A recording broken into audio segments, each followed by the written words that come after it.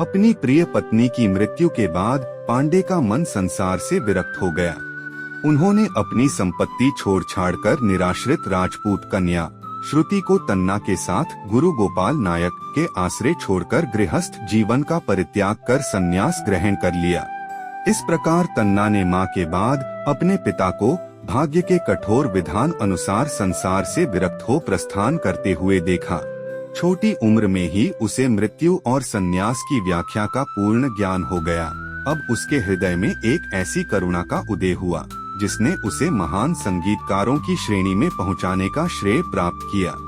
किशोर तन्ना का मन अब संगीत में डूबता गया। उसे अब न श्रुति का ख्याल था और न ही स्मृति की परवाह। अब वह दिन रात साधना में लीन रहने लगा। गुरु गोपाल नायक ने अपने जीवन की संपूर्ण अर्जित कला सिखाकर अपने जीवन में ही तन्ना को अपना प्रतिबिंब बना दिया। तन्ना पागलों की तरह दिन भर गोपाचल पर्वत पर स्थित सिद्ध बाबा की गुफा में स्वरों के अंतर को छूने का प्रयास करने लगा। बिना कुछ खाए पिए वह एकांत में उस वस्तु को खोजने लगा जिसे धुरंधर संगीतकार भी न पा सके थे। इस स्वर के दीवाने की चर्चा ग्वालियर निवासी सूफी संत मोहम्मद गौस के कानों में पहुंची।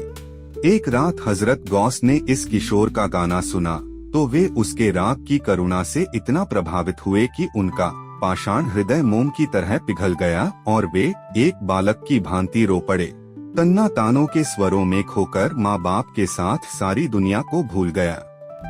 वह स्वरों के माध्यम से ईश्वर प्राप्ति का कठोर व्रत करने लगा। इसी बीच गोपाल नायक की प्रपौत्री स्मृति का विवाह काशीवासी एक तरुण ब्राह्मण पुत्र के साथ संपन्न हो गया। स्मृति विवाह के पश्चात अपना पीहर छोड़कर अपने पति के साथ काशी चली गई। स्मृति के जाने के बाद श्रुति पर गुरुजी और तन्ना की सेवा का दोहरा भार आ पड़ा, जिसे उसने कर्तव्य समझकर निभाया।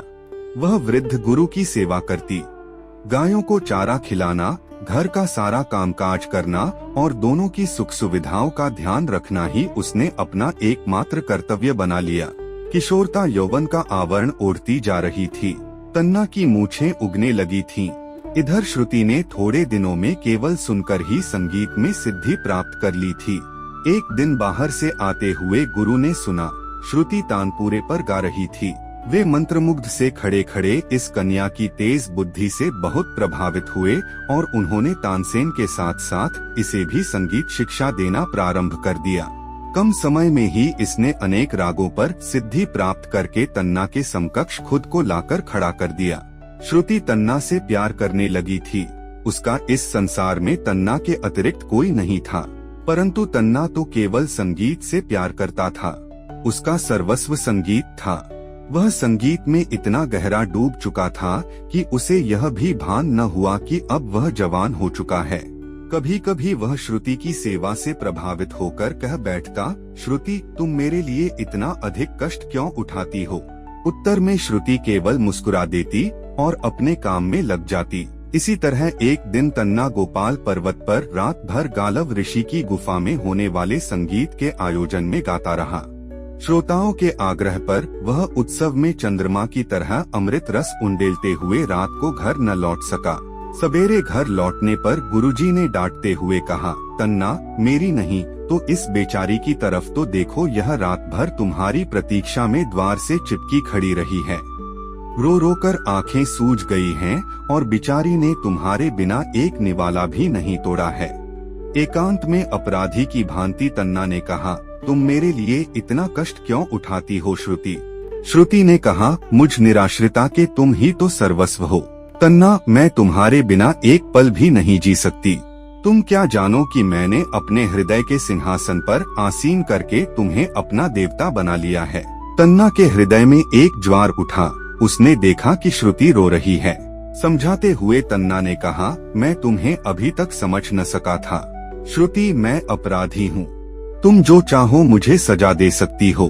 श्रुति ने हृदय का सारा स्नेह उंडेलते हुए कहा, ऐसा न कहो मेरे देवता, मैं तो सिर्फ तुम्हारे पैरों की धूल मात्र हूँ।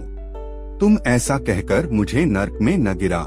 श्रुति के कांपते हुए हाथ तन्ना के हाथों में थे।